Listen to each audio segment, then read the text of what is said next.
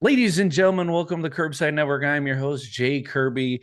Joining me tonight are two gentlemen that are bringing a new comic book crossover to the world. Drew and Dennis. They are bringing a wonderful little project to the world here today, and I'm gonna let them talk about that. That's their baby. I'm gonna give them the floor. But Drew and Dennis, thank you guys for joining me tonight to talk about this epic crossover you guys are building. Thanks for having us. And as always, like us on Facebook, follow us on Instagram, tap the little bell on your YouTube app so you never miss the uploads. We're doing all kinds of interviews coming up. Uh, I'm trying to get everything arranged from our visit to Ranger Stop in Atlanta last month. Bunch of interviews from that are going to be dropping here in the near future. And of course, check out our upcoming D&D stream Friday nights, Astra More, our Spelljammer campaign. I cannot tell you guys how excited I am for this game. There's so many fantastic players that we've gotten to bring in from other games that we're involved with. It's going to be one of the best shows that Curbside's dropped for you guys on our Twitch and our YouTube. So go check out all our social media for that. As always, none of this can be brought to you without help from our friends like Collected Comics and Games here in the Dallas Fort Worth area. Uh, Collected Comics, they've been one of our biggest supporters since we got here to Texas. Literally, just about everything on this shelf behind you, I got from Collected. They have games, they have books, they have minis, they have Funkos, they have everything your little nerdy hearts desire. So go check them out. That's again Collected Comics and Games here in the Dallas Fort Worth area. Love them. Go give them your business. They are wonderful.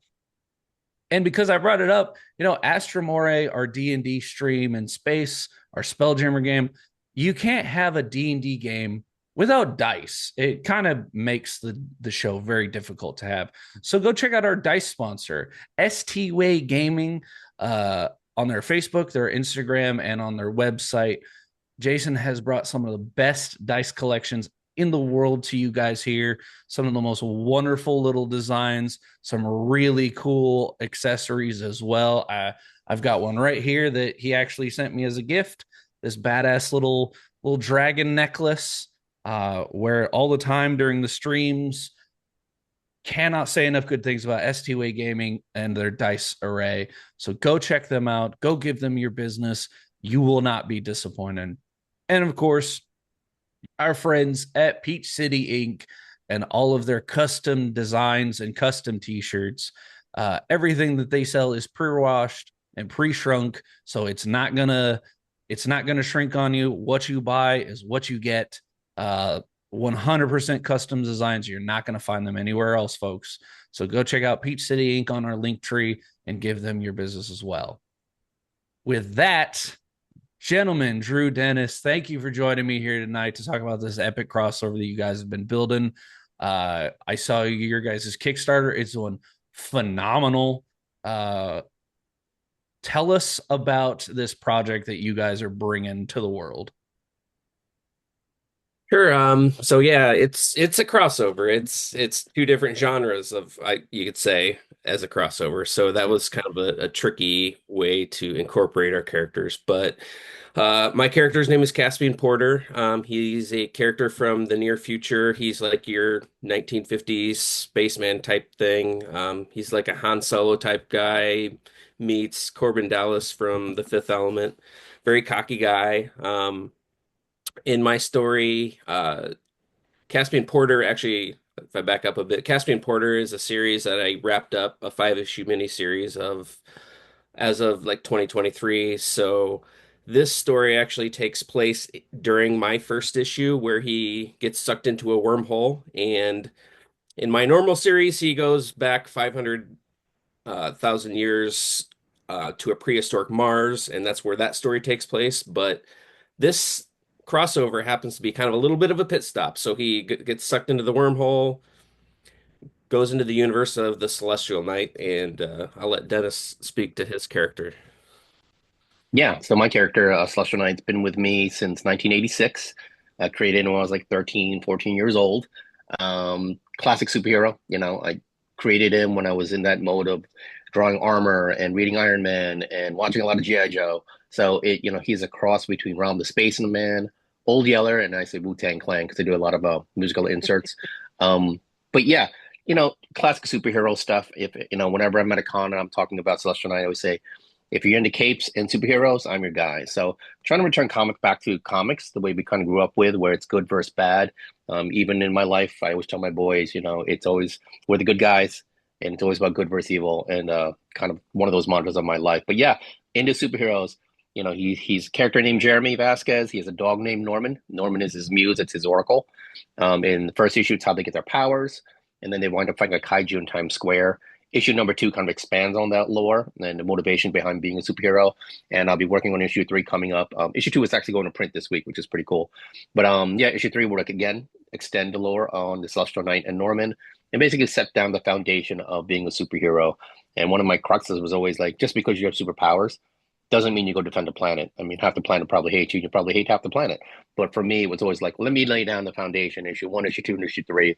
What makes a hero? What are those motivations behind you to risk your life for people who could care less if you live or die? So, yeah, if you're into superheroes, Celestial Knight is my guy. Like I said, been with me since 1986. I mean, good on you for keeping a character consistent for that long, because Lord knows some of my original characters from when I was 13 are very cringy. Like, wow, I need to readdress a lot of them. But I love asking this question, especially when it comes to writers, because it's a soft spot in my heart for not only comic book writers but writers in general, creative types. Where did you gentlemen get your start? Where did the initial, like, inspiration of, hey, I'm gonna create a character, I'm gonna write a book, I'm gonna put this idea in the back of my head into the world? Where did you all get your starts at? I guess Drew, we'll start with you. I mean, I've been into comics since the 90s, and it's always been in the back of my mind that someday I'm going to make a comic. And then flash forward till about I hit 35, have had a few kids and stuff like that. And I was like, man, I'm going to try this. And I ended up writing like a 30 or a 24 page one shot and started working with an artist. Lost the artist, got discouraged, and then kind of decided I'm going to start smaller. And I started doing shorter stories, like 6 to 8 page stories and things like that. And that led me down the road of publishing anthologies. And uh, so really enjoyed doing the short stories, and then kind of just, crept my way, to the larger, longer forms, like a mini series with Caspian Porter, for example. But yeah, it was really kind of a midlife thing for me. Like, it's like I've gone all these years, and like I just really decided one day I'm going to do this, and I did. Nice, very cool. Dennis, how about yourself? Yeah, I don't know how far I want to take it back. You know, because he was with me when I was so young. He was actually Star Knight at the time. Mhm. Then the next year I changed to Celestial Warrior, and then finally I settled on Celestial Knight. So I started drawing him so like way back when '86, right? And then when I went to college, I stopped drawing altogether. And this is gonna sound really bad. And I was thinking about it earlier today because a buddy of mine said something to me, and it kind of struck a chord. Is I stopped drawing for about 20 years, and the reason I stopped drawing was because I didn't want my wife to know I was a comic nerd, and it's really bad when you think about it. Like you want to be your true self, and especially with your wife. But I really suppressed it. She knew I could draw because she'd see stuff that I drew, and she'd be like, "Wow, you're really good." I'm like, "Yeah, you know." But I didn't tell her about the comic stuff, and even the white boxes, the long boxes. I kind of just was like, "Yeah, just some comic books," like don't worry about it. It wasn't until like 5 years ago I was in a major depressive funk, and my wife was like, "Hey, you're happiest when you're drawing and being creative. So why don't you draw something? Like buy some comics and draw something." And I wasn't even buying comics, to be honest with you. And I was in a really bad state. So, I bought a bunch of what is it? What do you call these? Blank sketch covers. Yes, And the then, sketch yeah, covers. yeah, started doing those. And then they started, I started posting on Instagram. People started commissioning me. And I was like, oh, that's cool. And then I started doing some fun art. I was doing like Spartan races at the time. So I started doing Spartan gear. I was doing spears and kettlebells and just painting and coloring and having fun. And then I started noticing in the indie comic community, they were posting like all their stuff. And I started seeing characters that were like outside Superman, Batman, Spider-Man. and characters that just were like, these are so cool. And there's a whole community of people that create indie comic book characters and make their own comic books. I like almost had no idea. Like for me, indie comics was like Teenage Mutant Ninja Turtles Mm. or like, like that. That was indie comics to me. But yeah, so like I started posting it. I found a couple of indie comic creators I really liked their characters, started doing fan art. And one of them, gravitated towards me. He said, "Hey, would you like to do a cover?" And that kind of just started with like doing a cover for him, doing multiple covers, multiple promotions. He introducing me to other people, and then being under this certain publisher is how I met Drew. And then that kind of led to just like all these guys in that group had books, and I was at the tail end. I think it was number 8 of like 9 guys. And one of the other creators said, "Hey, don't you have somebody like you've been doing covers for everyone and doing art for the community? Don't you have an original character?" I said, "Yeah." He's like, "Well, why don't we see it?" And that kind of gave me the stones to kind of like bring them out. And I'll be honest with you, if those fellas ahead of me, if Drew and all the other fellas hadn't done their book behind me, I probably wouldn't have even thought of it. But knowing they had done books and they can guide me through that process was like, okay, like I'm not in over my head. If I need to fall back, these guys have all the knowledge. It was a really good like resource to have. And like I said, I would never have done it if I didn't have these fellas to kind of guide me through that process. No, 100%. Like I get that. Kind of the same way that Curbside here got started is I had a decent following online just because I'm also a pro wrestler. Nice. So everyone who watches the show, they know they've seen my posts and everything. But I'm also a pro wrestler. I had a decent following online, and then my buddy had me come on his podcast as a guest because I'm a major Star Wars guy. I wear it literally on my sleeve. Nice.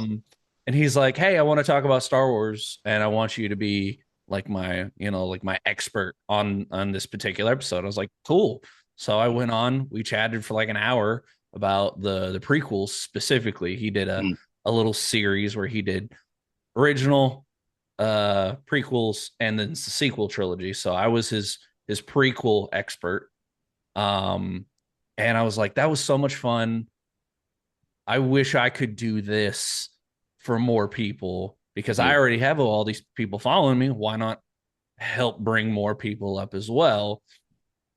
And I have surprisingly enough, I have awful stage fright. Just no one knows it. I don't know how I've gotten this far in podcasting and wrestling with terrible stage fright, but they knowing that he could do the show and knowing that I had people to ask questions to Mm. really helped me get this show off the ground and Mm. helped me get my foot in the door at other places. So I get exactly where you're coming from on thank goodness someone else was there to show me how to do this thing. Yeah. And even just ask, like at the time, Yeah. no one even asked me, like, "Hey, do you have anything to a character of your own?" It was more like, "Hey, can you do a cover? Hey, can you do this artwork? Hey, can you do this promo?" It was, one of those things where it's kind of like, that was nice. Someone actually asked if I had something going on in the background. Yeah. I would So also say, like, I think Instagram really opened it up a lot for me as well because I was making comics like pre 2020, just publishing on like Comixology, which I thought was fun at the time, and I didn't do social media, but like Mm. as soon as I got onto Instagram and just like following all these other indie creators, like that blew my mind and like became friends with a lot of people. oh no, and that's kind of the same way with the podcasting. Just literally bumping into people at cons with microphones, being like, "Oh, you have a show? I also have a show," and then just connecting Mm. with so many people, especially like you said on Instagram. Mm. Um, and then a couple of good guests for us have come through TikTok as well. Mm. So 100% understand the how social media has helped you guys connect with people. So I got to ask, you guys are under the same publisher. Where did the idea of this crossover come up? Because like you said, it's the superhero almost fantasy genre, and then it's this sci-fi. Um, when I was reading through it, I was getting vibes of like Big Trouble in Little China, but in space. Like, how do you mesh That's those two awesome. genres together? Which, oh, by the way, that's a huge compliment. I love It that is. movie, and I love Kurt Russell. So, Absolutely. you know, but like, how do you mash those two genres together? Where did the idea to, hey, these two characters need to meet come from? You want to take that one, Dennis? I think you Yeah. did well. Well, it started like 2 years ago. Drew, we were working for a different publisher at the time.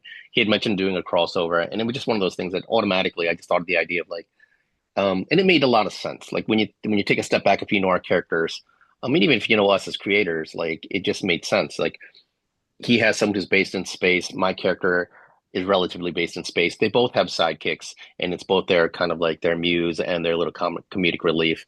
And then there's different kind of space adventures. You know what I mean? Like when I think of Drew, I always think of, Caspian to me is Han Solo. Like he just that kind of dashing kind of guy. And then for my character, it was just, still in the works. I'm still trying to figure him out.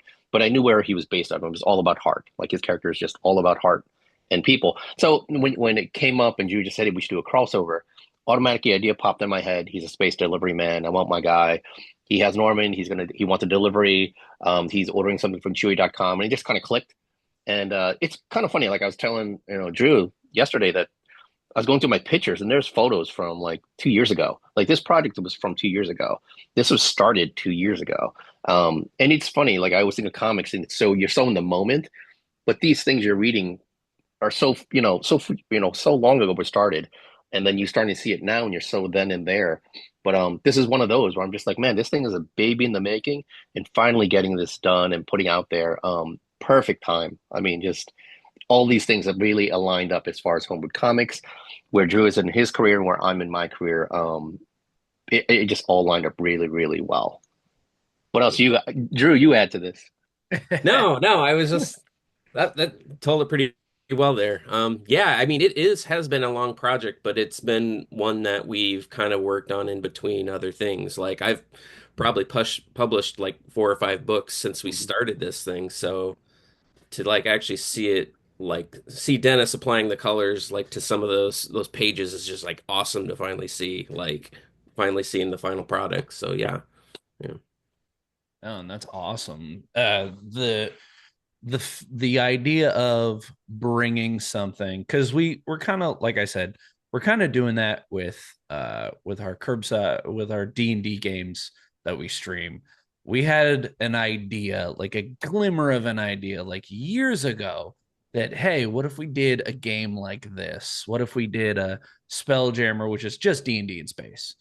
And so myself and my brother were like, oh, I would totally be a character like this. And he's like, oh, I totally be a character like this. And we sat on these characters trying to get to a point where eventually we could get the show to run that game. And it's been 3, almost 4 years. Wow. And now we are finally kind of like, hey, we want to actually put this in into the ether, put this on the internet so people can see it.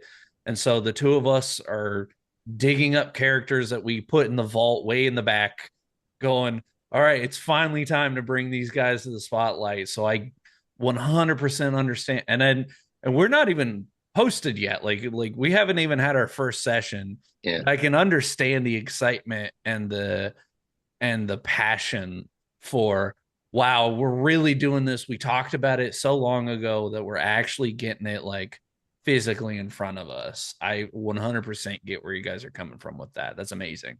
Yeah, I can't wait to see where you get, like when you finally get it in production, it's that feeling of don't say it's a feeling of accomplishment, but just this feeling of pride of something that's been in so long.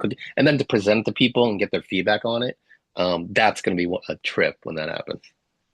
Oh, absolutely. So, without spoilers, no spoilers here, but what are you guys hoping to, well, not hoping to get, but hoping to take, where are you guys hoping to take this story for these two characters with this crossover?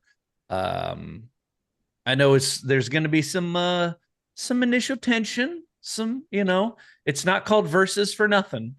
But where are you guys hoping to take this story in the future? Um, I think part of the story is like, Caspian at his core, he's with his side character Kirby. I mean, they are the bickering couple. So it's kind of fun to bring that along with CK and have that because bickering kind of leads to confusion in the story, and that leads to a battle Mhm. without giving away too much. So I think it's cool to see that progress, and I had a lot of fun writing that. And I don't know if I would call this a one and done story. Maybe like we have another wormhole um, situation again. He goes back to his normal timeline only to come back into it for book two or something like that. I don't know, but like I think it's a fun one and done like battle in my opinion. Yeah, I think, a couple different ways. I think for me, as far as homebrew comics goes, it's a nice introduction for my character into the fold, introduction for myself into learning, part of the team with these gentlemen. But as far as my character goes, I'll be honest with you, I'd love to do a number two or have some kind of reference. I'd love to throw in a reference down the line, maybe, issue 4, 5, 6 when CK's in a different, uh, place or in a different, arc. And he just refers to, that space guy with his annoying robot. I would love to drop bombs like that. I'd love to do a more, conjoined universe. I know we're not there yet as Homebrew Comics, but for me, I think it would be even if it's just if we're doing a short story or some kind of little arc where they come across each other again, and it's one of those like, oh my God, not you again, like one of those things. I think it would be a blast. Like, but I think that's one of the cool things, and we've talked about it before. Like, if you want to do a crossover with another creator, or if you have the ability, you want to work with someone, like, don't just keep saying, yeah, yeah, hey, let's do something together. It happens at cons all the time. Hey, Mhm. here's my card, one of those things. But like, we did it, like, and we're doing it now, and it's just one of those things. Like, it could just end right there, but I do feel like it could open up so much more fun, and even if it's just inside jokes, or just so much more fun has just opened up from this, and so much more, even just process and learning. And I've mentioned this to Drew before, like, first and foremost, I'm an artist. I'm not, my strong point is not my writing. I'm still learning so much about writing. But in this, I'm the inker and the colorist. I'm learning so much about inking and coloring from this. I learned about his process. His process is completely different than my process as a creator. So there's so many different things aside from the piece of paper that you're holding in front of you that I've taken away from this project and working with his creative, mind. So much more. And I highly recommend it to everyone, if not just for the product, but just for that learning experience and gaining knowledge or seeing this project from someone else's eyes. I think is really important, for you as a creator, as a creative. um, it'll sharpen your skills. At least it's sharpening mine and take me down different avenues and different lanes. But yeah, I'd love to see this go a little bit further one day.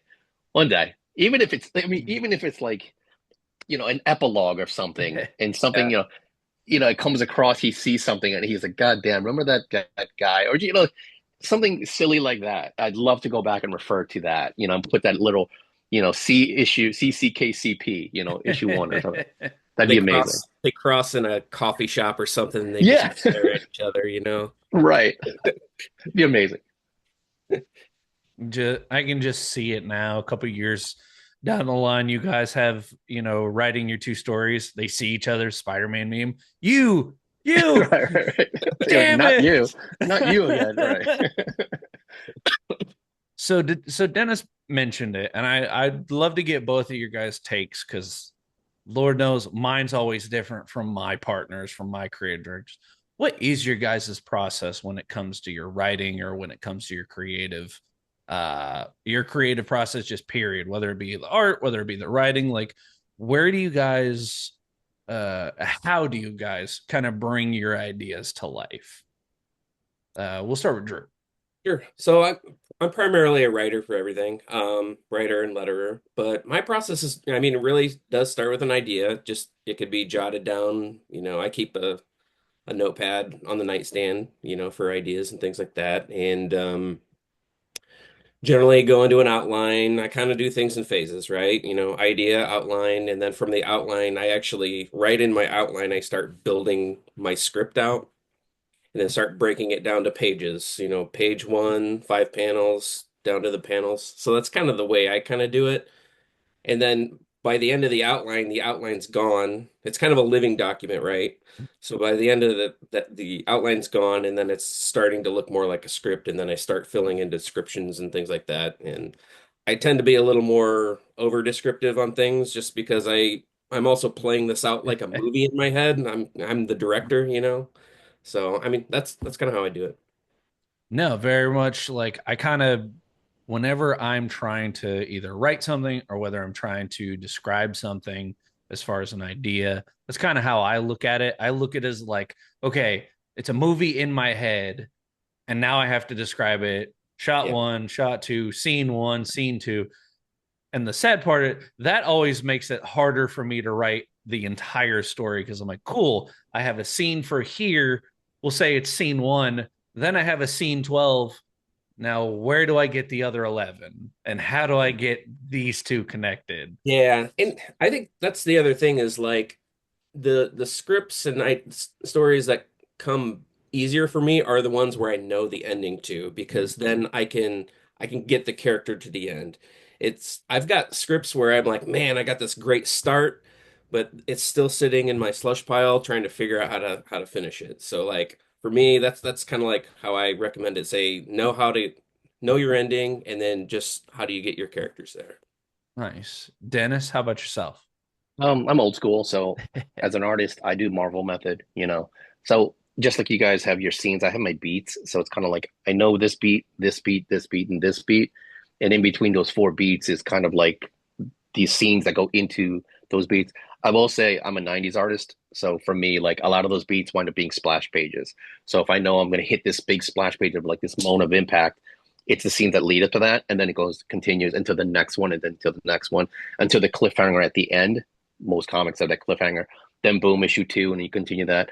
I'm right down with Drew. Like I have my last epilogue page in my brain of issue three. It's a 3 issue arc. So I already know where that's going to end and how the scene lets sets up other arcs.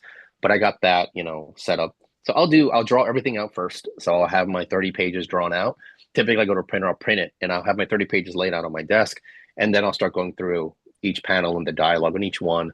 And then kind of do it that old school way. I have an editor. She's fantastic. She's tough as nails. I'll send it to her and she'll rip it apart and send it back to me. And we'll kind of go through the whole process again and again. I'm not a writer, so I kind of go through that. But yeah, for me, it's old Marvel method. I've mentioned I'm a control freak, so for me, like since I pencil it, ink it, color it, and write it, at least for CK. It's kind of that thing where I just have so much control over it. I don't know if this probably Drew doesn't even know this. This is probably the most I've ever played well with another person. Because typically I'm like, ugh, yeah, I'm good. Like I'll do this myself but yeah, for me again, it's trusting in that partner of yours who can nail it. And Drew did. He ripped it. So it's one of those things as far as my process goes, learning for another process and then trusting that process. So just listening to him now, I'm like, oh, okay, I see things I do that are similar, and I'm like, okay, I'm on the right path. But when it comes to that in writing, it's almost like I look up to these other creators who do write and be like, that's a skill that I don't have, and that skill I want to learn from these guys. Oh, excellent. No, I trust me, as when we started Curbside, Mm, it was Curbside podcast, and it was me and a co-host, mm, and I did all the editing, I did all the reaching out for guests. And that's not to take away from my co-host. That's just I'm also a bit of a control freak and yeah. also a bit OCD. And so only recently, and we've been at this for 4 or 5 years, only recently have I been like, okay, cool. I'm gonna let this person run in here now that we're actually a network and now that we actually have, creative directors and more people to like fill in spots for me. I'm like, cool, here's a mic, here's the camera, go get me an interview at a con. Mm, Like I'm 100% so much more open now than yeah. I was years ago. Been like, no, no, no, I got it, don't worry, it's fine, I'll edit it, it's fine. Now that I've started to work with more people and get more hands in the kitchen, it's been actually quite relieving. It's been nice to have some of that weight taken off my shoulders. So I 100% understand the no, this is mine, and I gotta make sure it's right. Okay, I'm gonna trust this other guy with it as well, Yeah. and work with each other. So Yeah. I get exactly where you're coming from with that. Yeah, early on when I was starting, like I was very much that way too. I was very controlling of my scripts, and I always kind of saw it like, I'm kind of paying money for this. I kind of want what I want, right? But like the more that I've worked with artists and things like that, like the more I like letting them be a little more creative. So, yes, I still put my gobs of descriptive panels, but I kind of just do what you think is good and just make sure, my story can come across. So, yeah, I'm way more lenient now than what I used to be. Excellent. No, I like I said, I get it. It is a hard thing, and I very much I try as best I can. I'm probably not the best at it, but I try my best to advocate for like mental health and mental health awareness on the show. And that is 100% like the worst anxiety I have is giving so much more of the show over to someone else, been like, no, dog, you got it, I guess. Good luck. Oh, and then to see them, succeed and prosper, much like this crossover is doing, is gonna it feels very rewarding. That's the right word I'm looking for here. So I gotta ask because I can see Dennis's wall behind you. Drew, I Yeah. can kind of see your wall. Like Yeah. it's yeah, there we go. That's what I'm talking about. What where is your guy, or at least what do you guys find as like your main inspiration? Like whether that be a favorite character that got you into the genre itself, or whether it be like, no, I want to write just like this person. Like what is your like your go-to inspiration when it comes to your creative process? Dennis, will go with you first. That's a tough one. I'll be honest with you. So I grew up, my idol back in the day, and still mostly this part, John Byrne. I'm John Byrne, Chris Claremont, X-Men, Uncanny X-Men fan. Um, it kind of sad. You admire someone for their artistic talent, but you hear he's a big jerk. So it's kind of with that that weird lane of like, oh, it's kind of like that Liefeld thing. Like I love his art, but sometimes he can come off like a jerk, and it's like, Mhm. oh, well, but yeah, like it's weird in the sense that I try not. It's gonna sound stupid to a lot of artists. I try not to look at too many comics, Mhm. and I feel like I got my style down, or at least for the most part, I feel like I got a style down that I try not to look at too much because I feel like I'm copying too much, Mhm. and I don't want to do that. And I love David Finch, and I'll start copying some of his stuff. I'm like, ooh, but I know that's how your style is created. The image founders all mimicked Art Adams. So I know there's going to be some of that. But when I look for inspiration, it's more just like I'll look at some of the newer guys, Pepe Larraz, Jimenez. Like their stuff is otherworldly, but they use different tools. They're using a lot of the technology now, as opposed to John Byrne and Paul Smith from like the 80s and 90s, like or Simonson or things. So they use just a pen, paper, and a quill, and now it's all about using your technology. So it's kind of weird. I'm kind of in this weird space, and even a buddy of mine said, your issue one is real loose. I didn't know how to take that. I'm like, what does that mean? Like my art's loose, and I kind of figured out what he meant, and it's because I don't use a lot of the technology in a lot of it. It's really when I draw, and I do draw on a tablet, but I'm not using like certain programs to like make sure my lines are smooth. Like I'm Mhm. going in there, and I like the choppiness and the detailing. Um, so yeah, it's a tough question because I don't use beyond me. When I look for inspiration, it's more like I look and see what everyone else is doing, and then it kind of gets my juices flowing as far as being competitive Mhm. and just being like, wow, they did really, amazing job, and I'll look at it. But it's very few and far between. I might hear something from one of the fellas and be like, oh, let me check that out. But it's not something where, I mean, I'll be honest with you, when I'm drawing, I put on a sitcom, and it's probably the same sitcom I've watched a million times Mhm. because I need that noise in the background. I know every line and every music beat and all that. And that kind of like puts me in a good mood. And next thing you know, I'm in the zone and I'm just going. But it's not like I'm picking up a book and reading or anything to get that inspiration. It's just the same dumb sitcoms I watch over and over and over again. And it just keeps me in a good mood as far as like getting panels and pages done. It's Weird. no, I've heard of that before. And it's kind of like more you keeping your finger on the pulse to just see what's going on around you Mm. without going, okay, everyone is almost like in excuse me, best examples like almost in movies, there for like a decade everyone was doing a superhero movie, then Mm. for another decade everyone was doing an action movie, and a decade before that everyone was doing a western.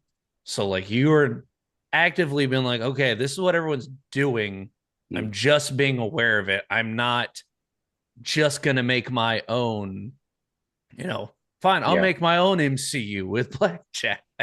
Right. But the we'll call it, for lack of a better term, the disconnect is I've actually seen that in other artists, not just comic artists, but like comedians. Mm. Dave Chappelle had a story where he talked about he doesn't hang out with comedians. He doesn't Mm. like hanging out with comedians. He hangs out with musicians Mm. all the time. And then that's where he gets his material, is just hanging out outside of this bubble Yeah. that, everyone is, trying to have the same idea at the same time. But if he's over here, he's experiencing more stuff and new stuff. Smart. So I've seen that before, and clearly it's very successful. Mm. So I give you props on we'll call it an unorthodox approach. There we go. I'm Uh, taking it. I'll take that. yeah. Drew, how about yourself? I think I would second what Dennis said. I don't, like I'm horrible, like right now I'm horrible at reading comics. I've got two short white boxes that I've yet to read, so I'm horrible at keeping up with things. But Same. I'm the kind of guy, I love Star Wars, I love Indiana Jones. Those are movies that are always playing on in the Yeah. background for me. Yeah, honestly, as a writer, I really don't read too much, which Mhm. is it's kind of sad, but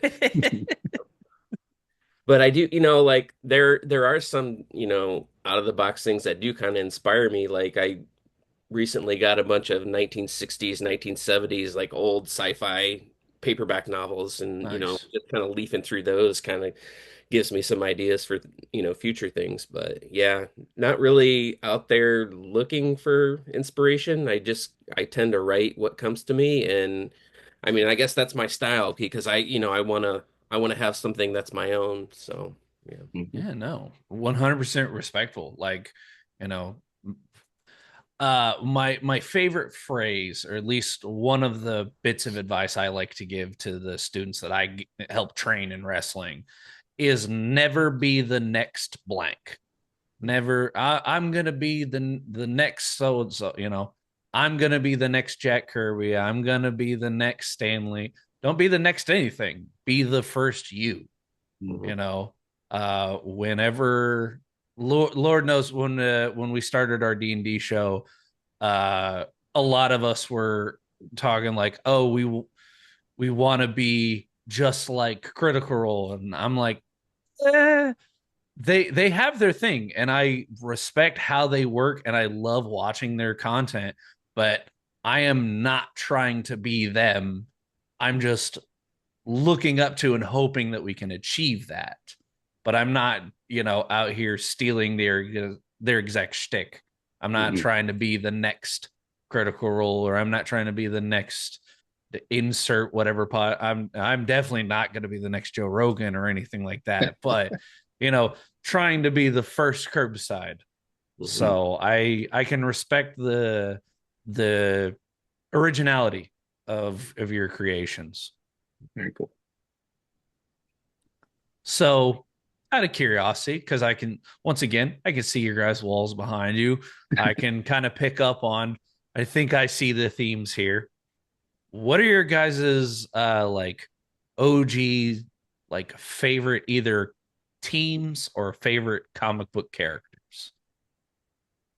Um, so when I first got into comics, the X-Men animated series was Mm-hmm. just hitting the airwaves. Like, Mhm. Yup. and a lot of things came like around 91, 92, I think. A lot of things came out in that time frame. So I love the X-Men. I love that cartoon. I love Jim Lee's run on, that X when they rebooted the X-Men series. Yeah. So that was big for me. Image, of course, but not as much as what X-Men hit it for me in the 90s. But yeah, nowadays don't read anything X-Men. Yeah, well, yeah, like there were some video games from like on Sega Genesis for X-Men that God, I just loved as a kid as well. But yeah, that X-Men was my jam. Now I can't stand them. Nice. Times change. It's okay. That's funny. Yeah. Dennis, yourself. Well, Seeing it's this funny. beautiful wall behind you. Well, if you can't see, it's kind of a weird thing about the wall. So, big, more than anything, Wolverine fan. So, Mm. and that's because of John Byrne. He got me onto Wolverine. But this is the kicker. So, if you could see my wall, I got Spider-Man right there and Mhm. Wolverine behind me. And this is the reason. This is my gonna go. I'm gonna go full blown nerd on you. Go My for it. my two Full, boys are full yeah, blast. my two boys are named after superheroes. And my wife didn't know this, but when my first son was born, I let her pick the name. She goes, what about Logan? And I didn't tell her why. And I go, ooh, I love that. Oh, I love that. That's my favorite. And I put that at the top of the list. Like, Mhm. yes, Logan is it. Didn't tell her to the day he was born. I said, by the Uh, way, Logan is their actual name of Wolverine, my favorite character. And she was like, who? I'm like, just go with it. Like Logan on the birth certificate. Let's go. And then when my second son was born, I let her pick that name also. And she was just like, she knew there was a theme to me, but she was just like, I like Parker. And I was like, I'm in. And then was when I did the wall, and this used to be their room, their video game room. hmm. I did a Spider-Man Wolverine wall, and then their video game wall was on this side, but I just left it up. They're named after superheroes, so I always go back to them. And one of the things, obviously Wolverine's kick ass, like Logan's Oh kick yeah. ass. But the thing about Spider-Man I always loved about him is just his good versus evil, like in the purest form. His what created him, everyone knows his origin story. It's so grounded, it's so real. Um, I always imagine it, and I'm sure we all have this superhero complex. I can't go to the mall thinking like I go to the mall and I'm already looking for something shoplifting. Like I'm gonna stop that shoplifter. I'm in a deli and I'm like someone's gonna come in and try and stick up this deli. Like where Right. do I hide and how do I stop? Like I'm constantly like we all have that guy thing in us. Hmm. But Hmm. for me, like that's Peter Parker. That's that truest form of being a hero. He had that trauma that created his motivation. And I'm big on those motivations. But for me, like that's why Parker, my son, is him, and that's why Logan is my other son. But this, the balance of the two characters and two superheroes, so different, but at the same time represent everything in like goodness of comics. You know what I mean? No, I love that. I really do. And that's been a huge conversation, at least between me and one of my best friends. He's one of the closest things to an older brother I have. Um, but me and him have been talking about the Superman movie that's coming out Yeah, and how it's based off it's based off All-Star Superman, yeah. which is just Superman being the best hero he can Mhm. with the time that he has. And so much of and not to blow smoke at Warner Brothers because I'm mad at them for plenty of reasons, but the main crux of the movie is just him doing the good thing, Yeah, doing the right thing right. for the right reason. And I love that conversation of the good versus evil. And I'm always down to, Logan is a great example of that morally gray. He's doing some bad things, but he's doing them for the right reasons. Right. Whereas, and you can lean into the battle of the good versus evil with Spider-Man, with the X-Men standing up Mhm. for the very marginalized group. Yep. 100%. Also, my girlfriend probably is not gonna get a chance to argue with me. I want my first son to be named Jason for obvious reasons. For for Well done. for obvious reasons. Amazing. uh I mean, I don't think she's gonna resist too much because we've both named our pets after characters that we both Mm, love. nice. Um my dog's name is Bucky because I love Captain America. I have a Captain America shield, so I very much uh idolize Steve Rogers. So I was like, well, if I'm Cap, then this is Bucky. This is my sidekick. Yeah. And she named our our all white kitten that we got for Christmas, Princess Leia, for obvious Oh, reasons. And I was like, makes sense. Makes I like sense. it. I like it. Thank you. So before we wind down a little here, I gotta ask, what outside of this crossover, because I want to read this, I want to see where this goes. But what projects do you guys have, without too much spoilers, what projects do you guys have in the future that people can look out for, that people should be excited for? That's like, maybe it's right there and it's almost ready to announce. Maybe it's finishing up and about to come to fruition. What's some future stuff we can see from your guys' worlds? Okay, I'll go. So part of one other homebrew project that we have going on is our Homebrewed Zero, which is in all of our campaigns that we've ran this year, we do the coupon. You Mm. you get the coupon for the code so that you can get Coupon. right Ah, there. look at So that. we ran three back-to-back campaigns. Each campaign, if you back it, you get a coupon which has a partial code. At the end, all the codes combined, and you can buy our Homebrewed Zero. And inside that, each creator from Homebrewed is doing a short story. So Dennis Oh, is doing a Celestial Knight short story. I'm doing a Caspian Porter short story. Chris and Dan and our friend Mo. So 36 pages. So that's one thing that they can look forward to. So if you want to get caught up, we have a tier on our campaign so that you can get all three coupons and be able to buy the book, later this year. But outside of that, I've been working on a project called Samara and the Rangers of Centaria. It's kind of my ode to 80s cartoons, and I'm actually working with an artist that used to work in television and storyboarding nice. and things like that. So we did a preview campaign for that like last year. So turned out pretty well, and we're actually finishing it as a graphic novel. So it probably won't be ready until, I don't know, summer of next year. Yeah. Nice. That sounds awesome. And looking forward to that. Dennis, how about yourself?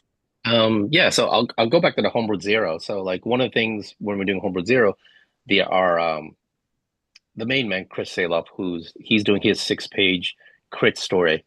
Um, a special thing that he's doing is that he's doing it, but his daughter is going to color it.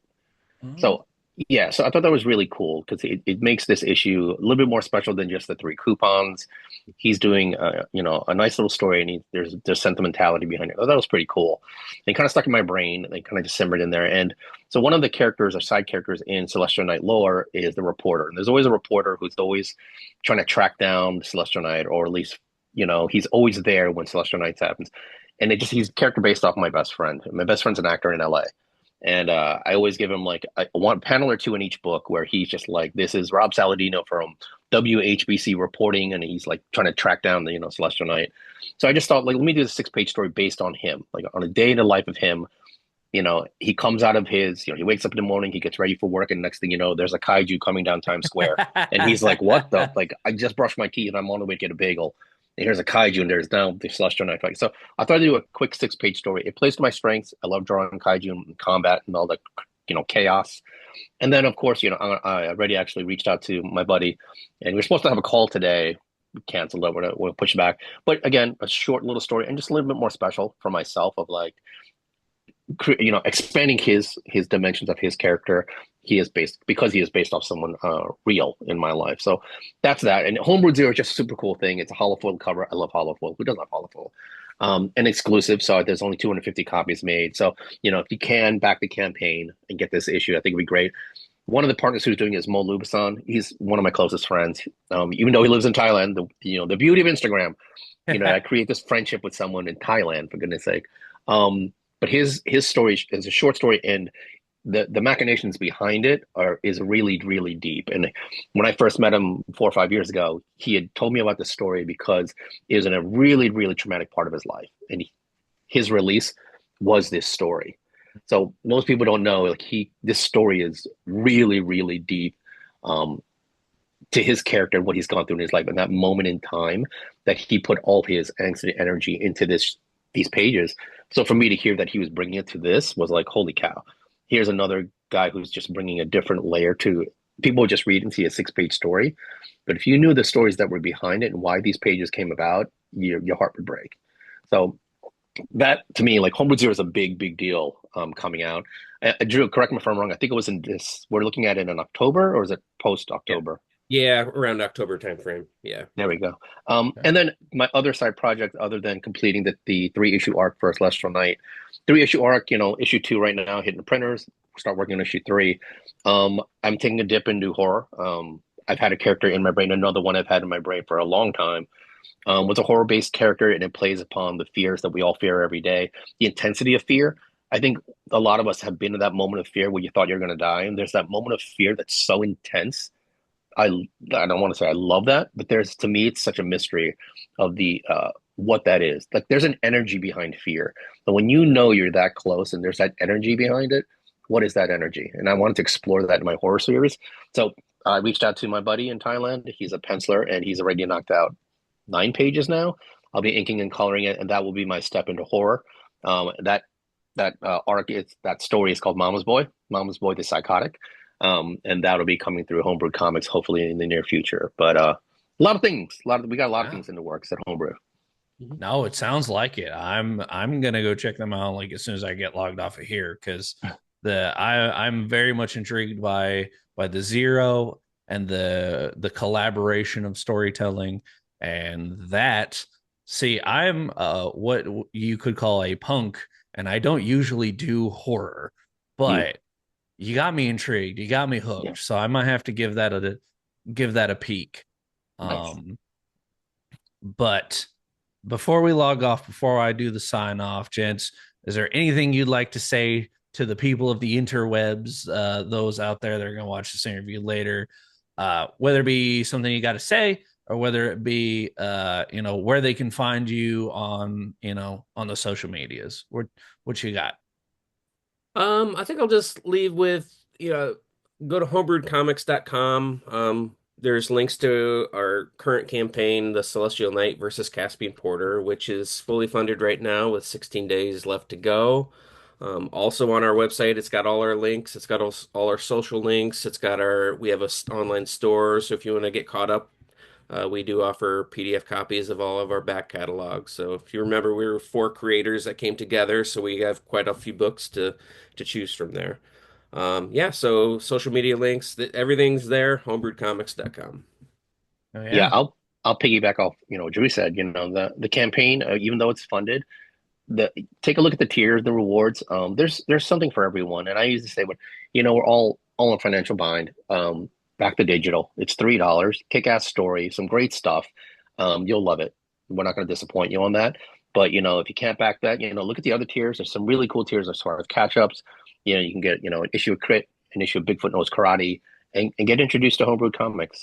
This is the very only started this only a few months ago. If you look at what Drew and Chris have done in the short few months, Homebrew Comics is making big moves, and love to get everyone in on the ground from the very beginning. You won't be disappointed. But the Kickstarter, it's the last of 3, so I'd love for you guys to like round us out, and invest in us, support us. Indie Comics is where it's at.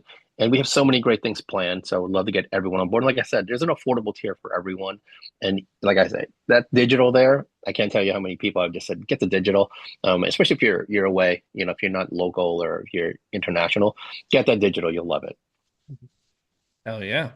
Well, gentlemen, thank you so much for joining me today. Thank you for sharing this story, this crossover that means so much to the both of you with your original characters colliding on the pages. And thank you for joining me here on the show. I appreciate you guys coming on. Yeah, Thank thank you you. so much. And ladies and gentlemen, thank you for joining us. Thank you for watching. As always, like us on Facebook, follow us on Instagram, tap the little bell on your YouTube app so you never miss the uploads. Follow us on Twitch. I am trying to get us back into a good swing of Twitch streaming throughout the week. Now that life has finally calmed the hell down. For those of you who watch me on Twitch, August 26th, Helldivers is coming to Xbox. So if you guys want to watch that on our streams, it's going to be happening all the time.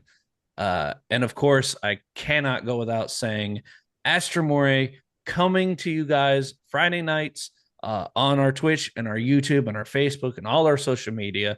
That is our D&D in Space game. We're so pumped for this. This is going to be one of our best games ever for the tabletop side of the house.